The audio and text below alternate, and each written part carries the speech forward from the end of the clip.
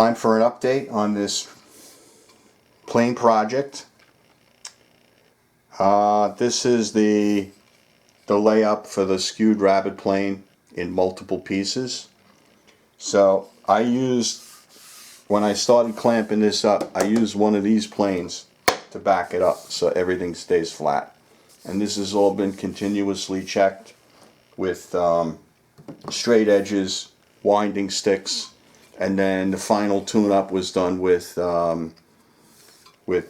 calipers, and the corners in the middle are set to within about 0.003 of each other. So this is real parallel and real flat and everything. So the bed angle for all the planes that I'm working on right now is 50 degrees. And then I make a 10-degree wedge pocket. The other thing that I did was I noticed that some of these planes have stress cracks in them. This is a stress crack, and there's also a small stress crack on the escapement side. So to try and eliminate that, what I want to do is I want to create the smallest escapement as possible. So I took a tracing of one of the escapements. The tracing looks like this, and the bottom of the escapement is 5/8 from the bottom of the plane. So this is how I place it on the plane to trace it out. So right in here, this area is 5/8 of an inch. And then the bore in the back, the bottom of the bore will be 5/8 from the bottom of the plane as well, so that it looks like this when it's done. And the top of this cut is parallel to the bottom of the plane. And as you can see here, I also eliminated the extension of the blade up into the body of the plane, because I don't want the stress, and I believe they did that so that they could keep the blade longer. I'm choosing to make a shorter blade, and I'm also going to angle the blade at the same angle as the skew, so that I don't need that extra length back up in here. Everything has been laid out. Now the skew angle at the bottom of all the planes except for the dado planes is 25 degrees, and that's measured across the bottom of the plane. So what I like to do is once I have the throat laid out, I'm making a 1/4 inch throat at the bottom of every plane. I'm using 5/32 01 tool steel for the blades, and then I can open these mouths later if a 1/4 inch is not enough.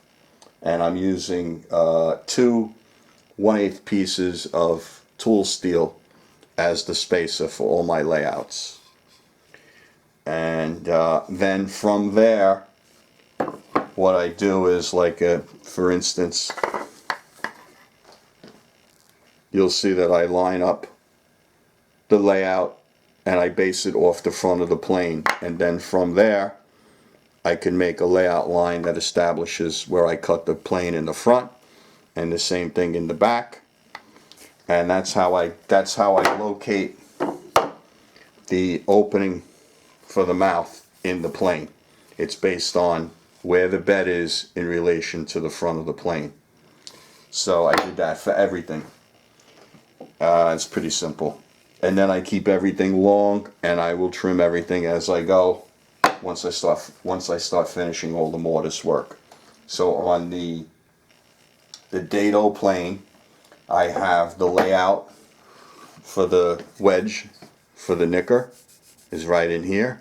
I have the escapement for the skewed iron through here, and I located the wedge pockets for each of these. Now these are in the same line, and let's see if I hold the plane like this. So the left side, this is I guess you call it a right-handed plane. So the left side of the knicker and the other blade is 1 inch from the right side of the plane, and that's how it works. So if this was a 3/4 inch dado plane, then the side of the knicker and the side of the main blade would be 3/4 from the right side. So that's easy to locate. And then Both wedges are the same size. They're 5/16, so I came over 1 inch, back 5/16, and these two layout lines are both in the same area. And then I went ahead and I started the layout for the adjustable thumb screw and the foot through here, and this area was going to get too crowded, so I decided to stop. So I'm going to set up and do all the mortise work for the nicker, the wedge for the nicker, and the mortise work for the main blade. I'll cut the escapement out, and then after that I will create the rabbet in the bottom of the plane that defines the final width of this cut right through here, and then I will begin to do all the mortise work for the depth adjustment foot and the thumb screw mechanism. So that's my plan going forward. There's really not much else to show. I do have the jigs that I'm going to use to mortise the wedge pockets for the blades, and I will have to come up with an idea on how I'm going to mortise out the wedge pocket for the nicker, but that's a minor problem. But these were existing jigs. I recut the angle to accommodate the 50-degree bed angle of these planes, and so I modified that angle and I cut off all the blocks that were used originally to guide the chisels for planes that I made in the past. So these are slightly smaller, but now they're blank, and I'm going to set up new blocks to guide the chisels for these planes.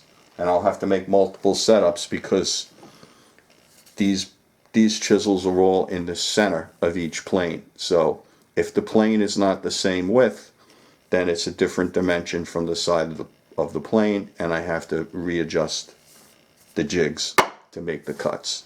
So that's it. Thank you for coming along. It's going to take me some time to do the rest of the work and update again. Everybody have a good day and stay strong.